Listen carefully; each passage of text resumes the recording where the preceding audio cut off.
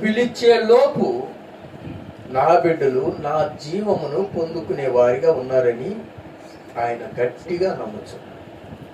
దేవునికి మహిమ కలుగును గాక. అందరూ అంతటను మారు మనసు పొందాలి. ఇంకా బిడ్డలు సృష్టికర్త అయిన దేవాది దేవుణ్ణి ఎరగని బిడ్డలు, ఆయనకు దూరముగా ఉన్నటువంటి బిడ్డలు ఈ లోకంలో ఇంకా ఉన్నారు ఈనాటికి. ఆమేన్, హల్లెలూయా. ఆ బిడ్డల కొరకు దినదినము పరిశుద్ధాత్మ దేవుడు వాక్యమయున్న తండ్రి, ప్రేమయున్న తండ్రి, సమాధానమయున్న తండ్రి ఆ బిడ్డలను దర్శిస్తూనే ఉన్నాడు. అర్థం కావడంలో బిడ్డలకి. హల్లెలూయా. ఇంకా అర్థం చేసుకోలేని స్థితిలో ఉన్నారు. మాదిరిని చూపిస్తూ ఉన్నాడు. జీవము కలిగిన దేవాది దేవుని కనబరుస్తూ ఉన్నారు. అయినా బిడ్డలు ఇంకా దూరం అవుతూ ఉన్నారు.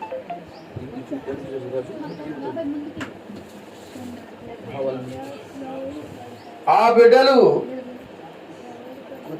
జీవము లేని వారుగా ఉండాలని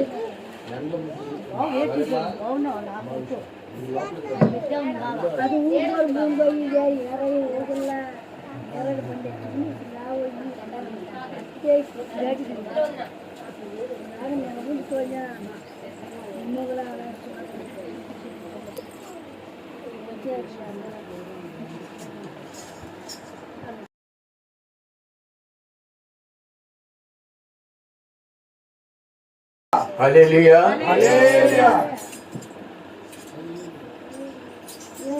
కనుక నా బిడ్డలు నా పిలుపు మేరకు జీవము కలిగి నా సన్నిధికి రావాలని నిశ్చయముతో తండ్రి అయిన దేవుడు ఎదురు చూస్తూ ఉన్నాడు. హల్లెలూయా. కనుకనే ఆయన ఎంతో నమ్మకము కలిగి నా బిడ్డలు జీవము కలిగిన వారు. ఆమేన్. యోహాను సువార్త 9వ అధ్యాయము.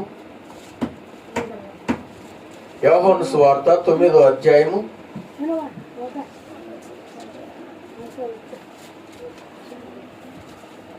1, 2, 3, 4, 5, 6, 7 వాక్య భాగాలు ధ్యానం చేస్తూ ఉన్నాం. బిడ్డలు వాక్యాన్ని చదవగలిగిన వారు జాగ్రత్తగా వాక్యాన్ని పరిశీలించండి, ధ్యానిస్తూ ఉండండి. మిగిలిన వారు వినగలిగిన వారు శ్రద్ధగా వినండి.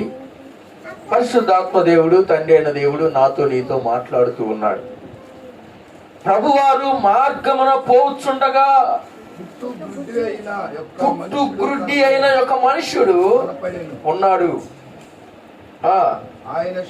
యేసుక్రీస్తు ప్రభువారి యొక్క శిష్యులు బోధకుడా, వీడు గుడ్డివాడై పుట్టుటకు ఎవడు పాపము చేసెను? వీణ్ణి కన్నవారా అని ప్రభువారిని అడిగారు. ఆగండి, అంత అవసరమా?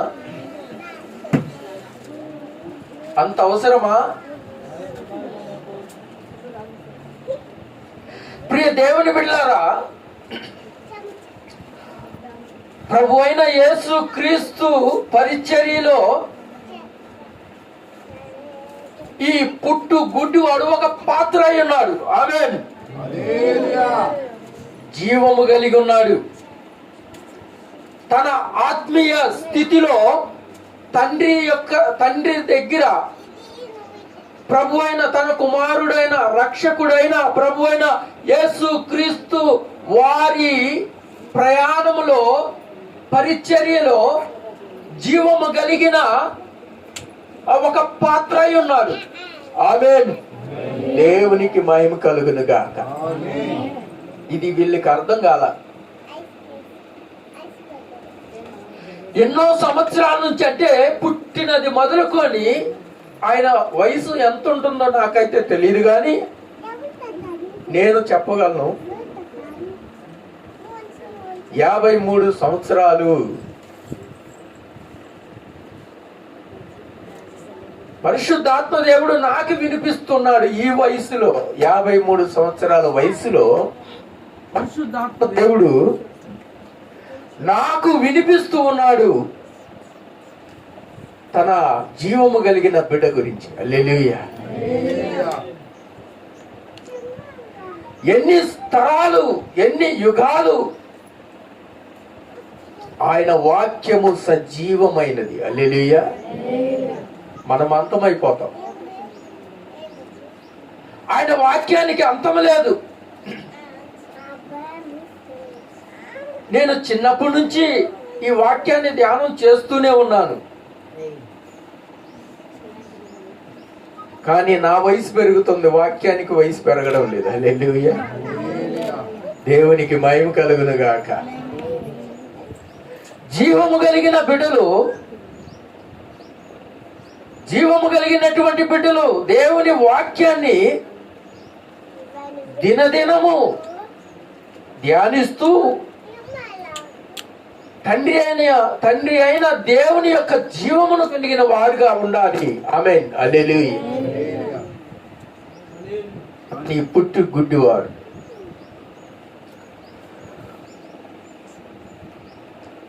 ప్రభు అయిన యేసుక్రీస్తు వారి పరిచర్యలో పాలి భాగస్థుడిగా ఉంటూ తండ్రి అయిన దేవుణ్ణి మహిమపరచడానికి జీవం కలిగి ఉన్నటువంటి వాడిగా ఉన్నాడు. హల్లెలూయా.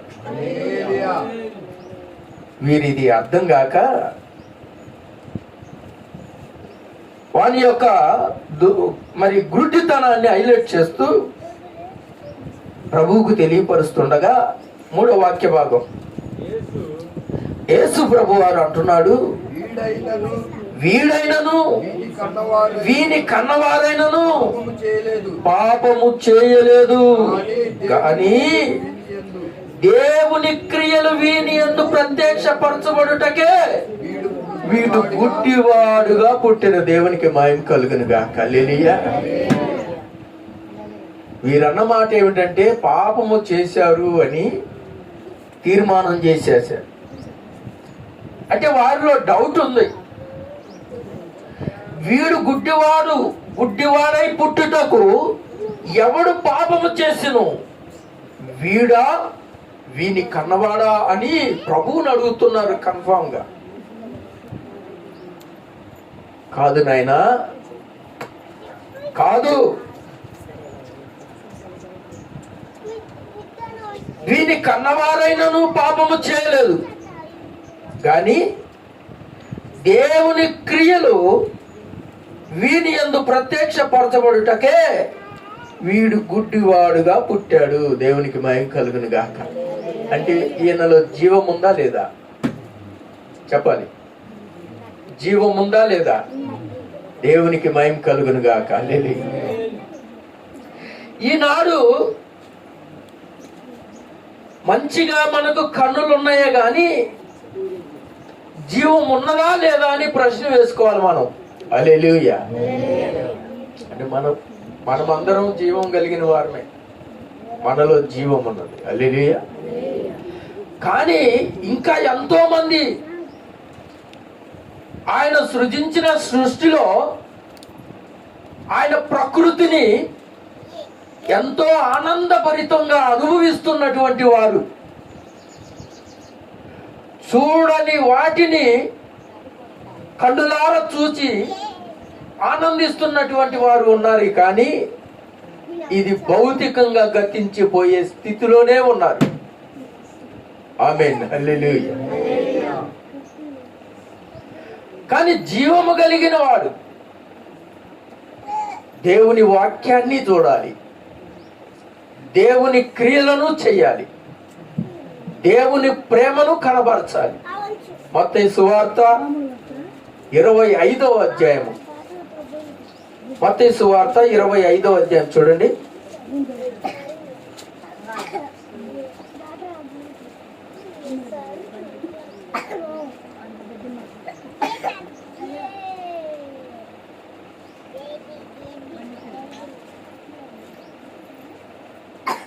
ముప్పై 31 వాక్య భాగం. తన మహిమతో మనిషి కుమారుడును మనిషి కుమారునితో కూడా సమస్త దూతలను వచ్చినప్పుడు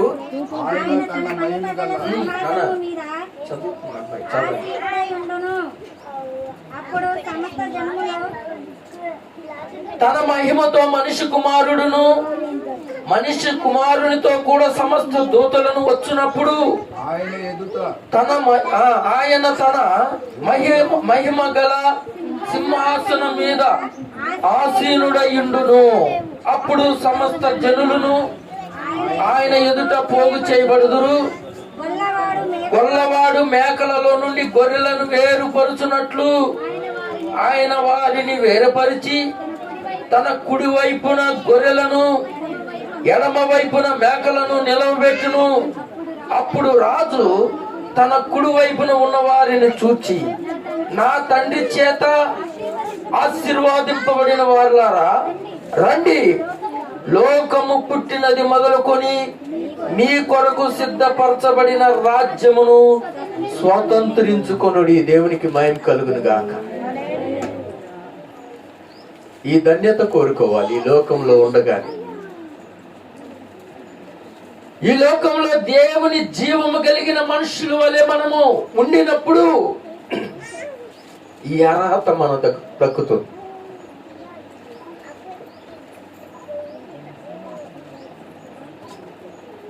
ముప్పై 35వ వాక్య భాగం, మత్తయి 25:35 వాక్య భాగం. నేను ఆకలి గొంటిని, మీరు నాకు భోజనము పెట్టితిరి, దప్పిక గొంటిని, నాకు దాహమిచ్చితిరి, పరదేశిన ఇంటిని నన్ను చేర్చుకొంటిరి, దిగంబరున ఇంటిని నాకు బట్టలిచ్చితిరి, రోగిన ఇంటిని నన్ను చూడవచ్చితిరి, చెరసాలలో ఉంటిని నా యొద్దకు వచ్చితిరని చెప్పును. అందుకు నీతిమంతులు యథార్థవంతులు ఆశ్చర్యపోయి,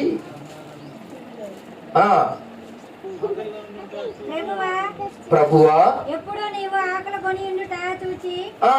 నువ్వు ఎప్పుడు ఆకలి కొని ఉండుట చూచి ఆహారం ఇచ్చితిమి, నీవు దప్పికొని ఉండుట చూచి ఎప్పుడు దాహం ఇచ్చితిమి, ఎప్పుడు పరదేశి అయ్యుండుట చూచి నిన్ను చేర్చుకొంటిమి, దిగంబరి అయ్యుండుట చూచి బట్టలిచ్చితిమి, ఎప్పుడు రోగి అయ్యుండుట అయినను చెరసాలలో ఉండుట అయినను చూచి నీ వద్దకు వచ్చితమని ప్రభువును అడిగిరి.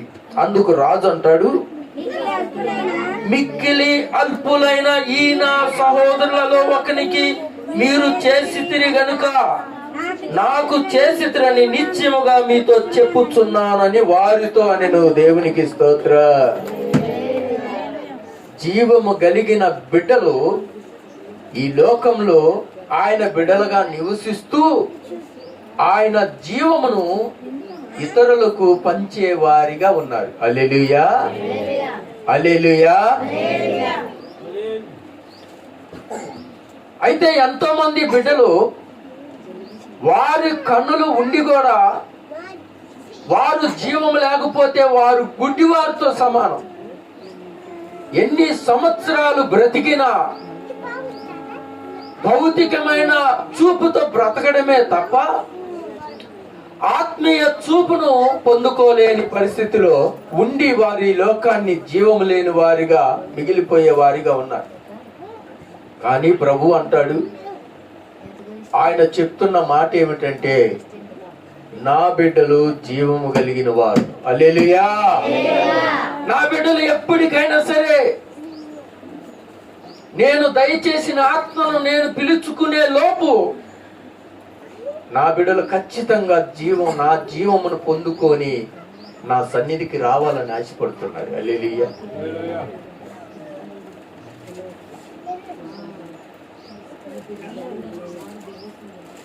ప్రియ దేవుని బిడ్డలారా, అలాగే యోహాను సువార్త 11వ అధ్యాయం, యోహాను సువార్త 11వ అధ్యాయం, లాజరును సజీవునిగా లేపే సందర్భం.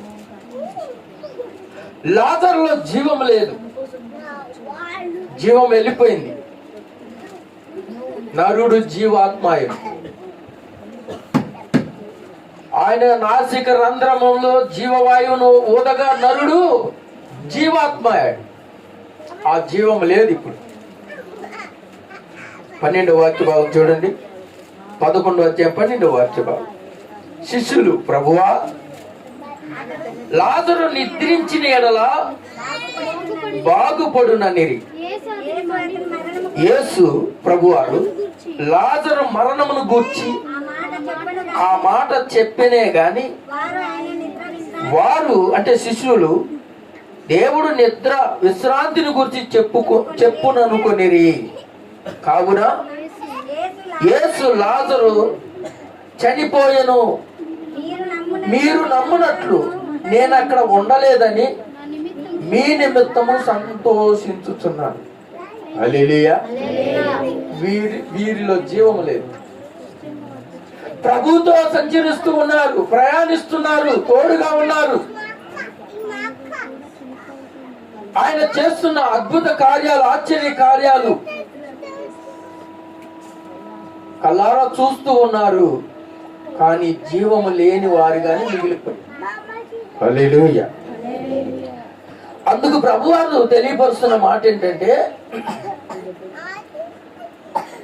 14వ వాక్య భాగం, లాజరు చనిపోయెను, మీరు నమ్మునట్లు నేను అక్కడ ఉండలేదని మీతో పాటు నేను ఉండడం వలన మీ నిమిత్తము సంతోషించుచున్నాను. ఆ అద్భుత కార్యాన్ని మీరు చూడాలి. హల్లెలూయా. ఆ జీవాన్ని మీరు కనుగొనాలి. హల్లెలూయా. ప్రియ దేవుని బిడ్డలారా, దేవుని సన్నిధిలో మనం ఉన్నంత మాత్రాన ప్రయోజనం లేదు, కానీ దేవుని యొక్క జీవమును మనం పొందుకోవాలి. హల్లెలూయా. ఆ జీవాన్ని పొందుకొని దేవుని యొక్క బిడ్డలుగా ఆయన వాగ్దానం చేసిన విధంగా ఆయన బిడ్డలుగా మనము జీవము కలిగిన వారిగా ఉండాలని ఆశపడుతూ ఉన్నాడు. దేవునికి మహిమ కలుగును గాక. హల్లెలూయా. సరే, లాజరు వెళ్ళాడు. లాజరు దగ్గరికి ప్రభు వచ్చారు. లాజరు దగ్గరికి ప్రభు వచ్చి సమాధి దగ్గరికి వచ్చి ఆయన చెప్తున్న మాట ఏంటి? లాజరు బయటికి రా. అంతే. హల్లెలూయా. లాజరు బయటికి రా అనగానే లాజరు, చనిపోయినటువంటి లాజరు, ఆ జీవము కలిగిన వాక్కు, శబ్దము, ఆ స్పర్శ, ఆ యొక్క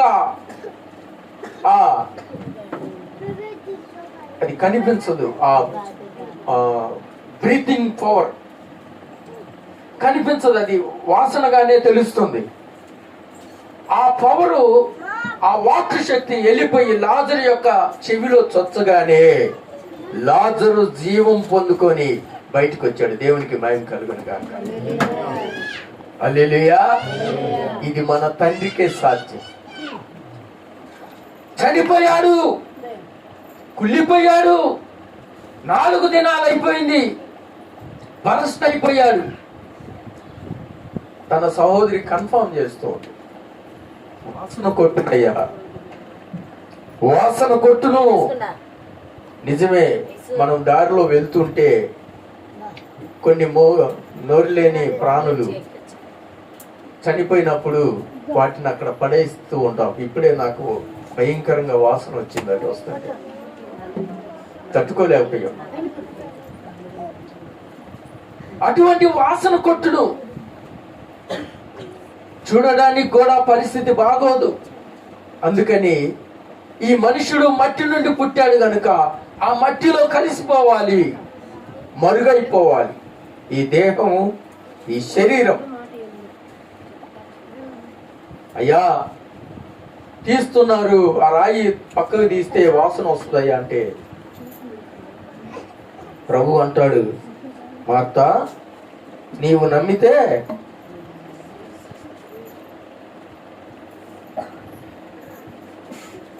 దేవుని యొక్క కార్యాన్ని చూస్తాం. హల్లెలూయా. హల్లెలూయా. అంతే. ఇక్కడ ఆయన పిలుపుకు జీవమును పొందుకొని పునరుద్ధానుడై వచ్చాడు. దేవునికి మహిమ కలుగును గాక. ఫైనల్ గా ఏమిటంటే యోహాను సువార్త 6వ అధ్యాయము 53వ వాక్య భాగాన్ని మనం ధ్యానం చేసుకొని దైవజనులకు అప్పచెప్దాం సమయాన్ని.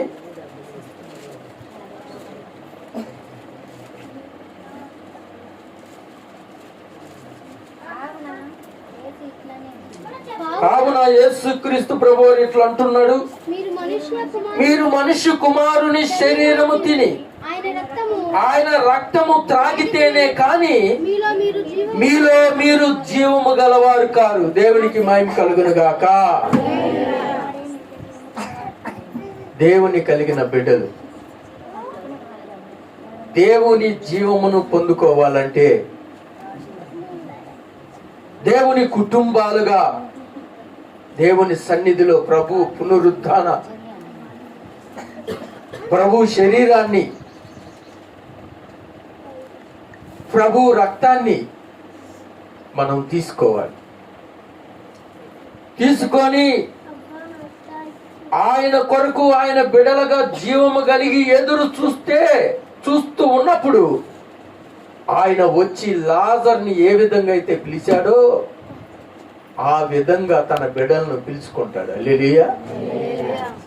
అప్పుడు వారు రెప్పపాటులో ఆయన్ని ఎదుర్కొంటారు.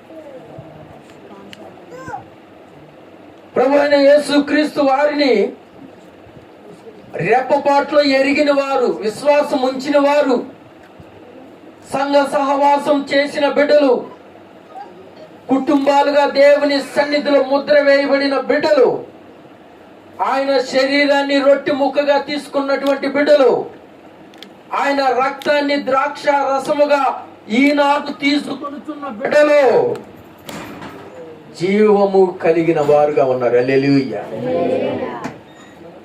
దానికి బాధ్యులు మీరే. ఆయన పిలుపును విని మహిమ శరీరాలతో పునరుత్థానులవడానికి జీవము కలిగిన వారుగా మనమంతా సిద్ధముగా ఉందాం.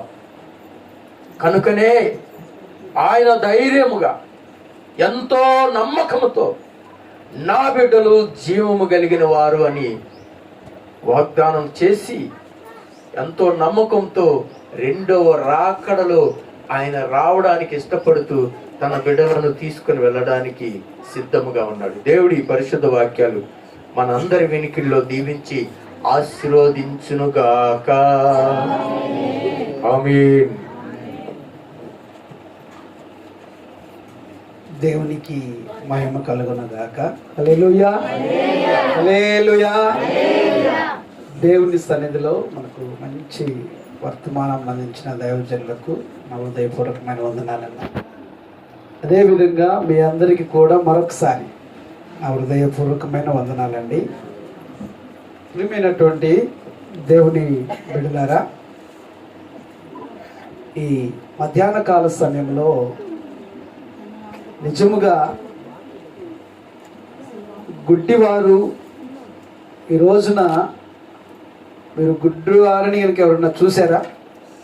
గుడ్డిగా ఉండేవాళ్ళు నన్ను చూసారా? నేను చూస్తా, రోజు చూస్తున్నా. నేను ఎలా చూస్తున్నానంటే వాకింగ్ చేయటం చూస్తున్నాను. నేను ఏం చేయటం? నడుచుకుంటూ వాక్ చేస్తా ఉన్నాడు. కళ్ళు ఉన్నవాడి కంటే కూడా కళ్ళు లేని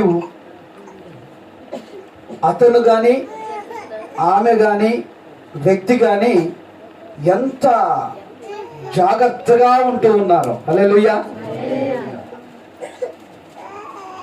బైబిల్ ఏం చెప్తుందంటే వాళ్ళు కాదు గుడ్డోళ్ళు. ఎవరు గుడ్డోళ్ళు? ఎవరండి? ఎందుకు మనము గుడ్డివారం అంటే, నేను ఒక జర్నీ చేస్తా, హైదరాబాద్ నుంచి గుంటూరు వస్తా ఉంటే డిజేబుల్ బాక్స్ లో కూర్చుంటే ఆ కళ్ళు లేని ఆయన వ్యక్తి ఎప్పుడు ఏ టైంలో ఏ టేషన్ వస్తుందో చెప్తున్నాడు. కళ్ళు చెప్పాల. ప్రియమైనటువంటి దేవుని విడలారా, నీ మనోనేత్రాలు వెలిగించబడాలి. ఏ నేత్రాలు? ఈ నేత్రాలతో మనము కనిపించే దానినే చూస్తాం. ఈ నేత్రాలతో కనిపించే దాన్నే అబ్బా అంటాం. ఈ నేత్రాలతో కనిపించే దాన్నే షో అంటాం. కానీ నీకు కనిపించనిది ఒకటి ఉంది. నీ మనోనేత్రములు వెలిగించబడాలి. హల్లెలూయా. ఎలా వెలిగించబడాలి? ఇందాక అయ్యగారు చెప్పారు, మీరు నాకు ఆకలి తీర్చితిరి, మీరు నాకు దాహం ఇచ్చితిరి, మీరు నాకు ఏం చేశారు? ఏమిచ్చారు? ఎవరికన్నా ఏమిచ్చారు? వస్త్రం ఇచ్చితిరి. మీరు నాకు ఏమిచ్చితిరి? మేమెప్పుడు ఇచ్చామండి? మేమెప్పుడు ఇచ్చాం? ప్రియమైనటువంటి దేవుని బిడ్డలారా, మనము అంటే చెప్పుకోకూడదు కానీ రాజుగారు ఖాళీ బండారాలను తీసుకెళ్ళి మీకు ఏది కావాలో అది తీసుకోండి అని చెప్పాడు. ఎందుకు ఇచ్చాడు? మీ ఒక్కరిలో ఎవరికైనా చేస్తే ఎవరికి చేసినట్టు? హల్లెలూయా. ఎందుకులండి తక్కువలో తీసుకోండి అని చెప్పాను నేను. అయినా నో, మీకు ఏది కావాలో మనకి ఇస్తే ఎవరికి ఇచ్చినట్టు? ఒకరి ఆకలి తీరిస్తే ఎవరికి తీర్చినట్టు? కింద ఏమని రాయబడిందంటే, వీరిలో ఒక్కరికి మీరు చేస్తే, హల్లెలూయా, మీరు ఎవరికి చేస్తున్నారు? దేవుడు చూస్తూ ఉన్నాడు. అంటే మీరు చేస్తున్న ప్రతిదీ కూడా ప్రభు గమనిస్తూ ఉన్నాడు. హల్లెలూయా. మీరు ఇస్తున్న ప్రతిదీ కూడా ప్రభు చూస్తున్నారు. పాస్టర్ గారికి ఇచ్చామనేది కాకుండా ఎవరికి ఇచ్చామనాలి? హల్లెలూయా. వీరిలో ఒక్కరికి కనుక మీరు చేస్తే చాలు. ఇద్దరికి చేయొద్దు, ముగ్గురికి చేయొద్దు. ఒక్కరి ఆకలి మీరు తీరిస్తే, పాత బట్టలు కూడా ఎవరికి ఇవ్వవు. ఏమండి? పాత బట్టలు కూడా ఎవరికి ఇవ్వవు. మసిగుడ్డ కూడా ఎవరికి ఇవ్వవు. నీకు ఇవ్వగలిగితే దేవుడు నిన్ను ఆశీర్వదిస్తాడు. ఆమేన్. హల్లెలూయా. కనుక నా ప్రియా దేవుని బిడ్డలారా, మనము దేవుని నమ్ముకున్నాం, మనుషుని నమ్ముకోలేదు. నువ్వు దేవుని దగ్గరకు వచ్చావు, దేవుడు నీతో వస్తాడు. ఆమేన్. దేవుడిని నీతో తీసుకెళ్ళాలి.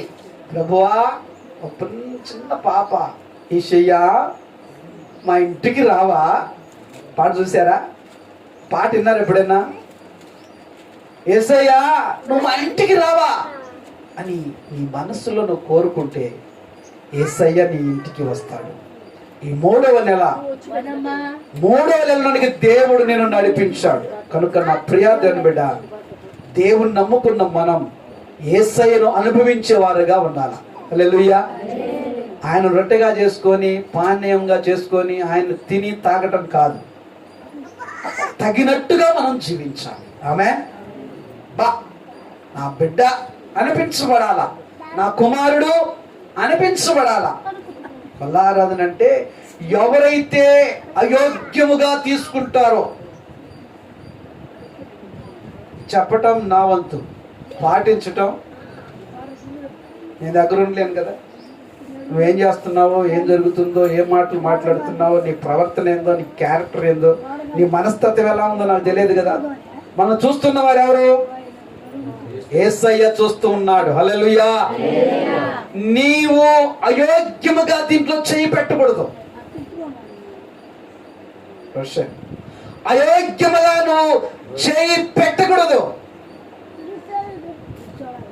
ఇది ఒక ఫైర్, అగ్ని. ఈ అగ్నితో చెలగాటం ఆడకూడదు. చాలా జాగ్రత్తగా, భయము, భక్తి, నువ్వు ఎంత నిష్ఠగా ఉంటావో, ఎంత భక్తిగా ఉంటావో అంతగా దేవుడు నిన్ను దీవిస్తాడు. ఆమె సిన్సియారిటీ లేకుండా, సిన్సియారిటీ లేకపోతే ప్రమోషన్ వస్తుందా? నిజాయితీ లేకపోతే ప్రమోషన్ వస్తుందా? మంచి లేకపోతే దేవుడు నీలో కార్యం చేస్తాడా? దేవుడు కార్యాలు చేయాలి అంటే నీ నిజాయితీని దేవుడు చూడాలి. ఆమె నీ యథార్థతను దేవుడు చూడాలి, నీ భక్తిని దేవుడు చూడాలి, నీ ప్రార్థన దేవుడు వినాలి, నీ మాట దేవుడికి వినబడాలి. వారం అంతా గోల గోల గోల గోల గోల గోల గోల చేసుకొని ఏందా ఏడు, ఏమ్మా ఎవరు ఏడమన్నా నిన్ను? ఎప్పుడూ కన్నీరు రాదు, ఈ బలారాధన రోజు మాత్రం భలే కన్నీరు వస్తుంది. దయతో ఏమనుకోవద్దండి, నీవు నిజాయితీగా ఉండాలి. ఆమె నువ్వు ఫలించాలి. నువ్వు ఫలించకపోతే నీ యజమానుడు చూసి ఏమంటాడు నిన్ను? చే చే. ఫలిస్తే బలా నమ్మకమైన దాసుడా. ఆమె నీవు దేవునిలో ఫలించాలి. ముందుగా నీ తలంపు, నీ ప్రవర్తన, నీ మాట, నీ చూపు, నీ విధానం అదేదో తెలియదు. ఏదో ఏం ఆస్తి ఆమె తిన్నట్టు, ఆమె ఆస్తి ఏం తిన్నట్టు కింద నుంచి మీద దాకా చూసుకుంటారు. ఏం సుఖం? దానివల్ల ఏమైనా ప్రయోజనం ఉందా? అందుకే కళ్ళు లేనోడు బెస్ట్. హల్లెలూయా. ఇప్పుడు ఒక ట్రెండ్ తయారైంది మళ్ళా. ఏదో కళ్ళజోడు, కళ్ళజోడులో పెట్టుకొని, అది బ్లాక్ కళ్ళజోడు. ఏం కోపం చూస్తున్నా నవ్వినట్టే ఉంటుంది, నవ్వినా. కనుక చాలా జాగ్రత్తగా ఉండాలి. చిన్న భక్తి పర్వాలేదు, చేసే కొంచెం భక్తి చాలు. యేసయ్యా చాలు, ప్రభువా చాలు. నువ్వు మంచిగా జీవించడానికి, నువ్వు మంచిగా జీవిస్తే నిన్ను చూసి సంతోషపడేవాడు ఆయన. ఇంకంతే తప్ప ఏం లేదు. ఈ బల్లారాధనలో జాగ్రత్తగా ఉండాలి.